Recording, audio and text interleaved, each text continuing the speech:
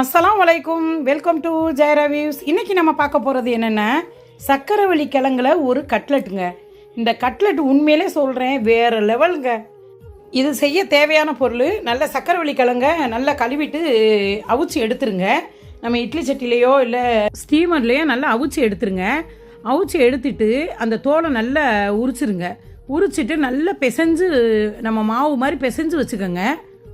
அடுத்து நல்லா பொடிசாக கட் பண்ண வெங்காயம், துருவின கேரட்டு, கேப்சிகம் கொஞ்சம் பொடிசாக கட் பண்ணது, அப்புறம் வெங்காய சருகு கொஞ்சம் கட் பண்ணி போட்டிருக்கேன். அப்புறம் கொத்தமல்லி, கருவேப்பிலை எல்லாம் கட் பண்ணி போட்டுருங்க. அப்புறம் தேவையான அளவு உப்பு போட்டுட்டு கார்ன்ஃப்ளெக்ஸ் மாவு 2 ஸ்பூன் போடணும். அப்புறம் அரிசி மாவு, பச்சரிசி மாவு 2 ஸ்பூன் போடணும். போட்டுட்டு 1 ஸ்பூன் மிளகாத்தூள் தேவைக்கு தகுந்தாப்புல போட்டுக்கலாம். போட்டுட்டு அப்புறம் இந்த ரெட் சில்லி இருந்துச்சுன்னா அது கொஞ்சம் தூவி விட்டுருங்க. நல்லா எல்லாம் சேர்ந்து நல்லா பெரட்டி மிக்ஸ் பண்ணிடுங்க. இந்த மாதிரி நம்ம வடை போடுற அளவு இந்த பக்குவத்தில் இருக்கணும். கட்லெட்டுக்கு நல்ல ஸ்டிப்பாகவே இருக்கட்டும், தண்ணி சத்து இருக்காமல் பார்த்துக்கோங்க. அப்புறம் நம்ம இந்த கேப்சிகமை நல்லா இந்த ஷேப்பில் கட் பண்ணி வச்சுக்கோங்க. இந்த கேப்சிகம் உள்ள விதையெல்லாம் எடுத்துட்டு இந்த ஷேப்பில் அழகாக கட் பண்ணி வச்சுக்கோங்க. அது ஒரு டிசைனை கொடுக்கும். நம்ம இப்போ இந்த கேப்சிகம் பிடிச்சவங்க கேப்சிகம் மாடல்லையும் போடலாம், இல்லை வேணாம் அப்படின்னு நினைக்கிறவங்க அந்த கேப்சிகம் இல்லாமல் இந்த மாடலை மட்டும் அந்த கேப்சிகம் உள்ள அந்த கட்லெட்டை வச்சுட்டு அந்த மாடலுக்கு மட்டும் அப்படியே போட்டு எடுக்கலாம். 2 வகையாக செஞ்சுக்கலாம்.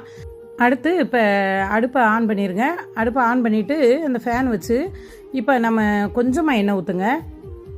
அதே மாதிரி நெருப்போடைய லெவலுமே மீடியத்தில் இருக்கட்டும், ரொம்ப ஹையில் வச்சிடாதீங்க, சிம்மிலையும் வச்சிடாதீங்க, எண்ணெயை குடிக்கும். இந்த மாதிரி மீடியத்தில் வச்சு நல்லா அந்த கட்லெட்டை நல்லா திருப்பி போட்டு பொன்னிறமாக எடுங்க. வேறு லெவலில் இருக்கும், செம்மையாக இருக்கும். ஆமாம், டேஸ்ட்டோ சொல்லவே வேணாம். அந்த சக்கரவள்ளி கிழங்கோடைய இனிப்பும் அந்த நம்ம சேர்த்துருக்க மசாலாவோடைய உரப்பும் வேறு லெவலுங்க.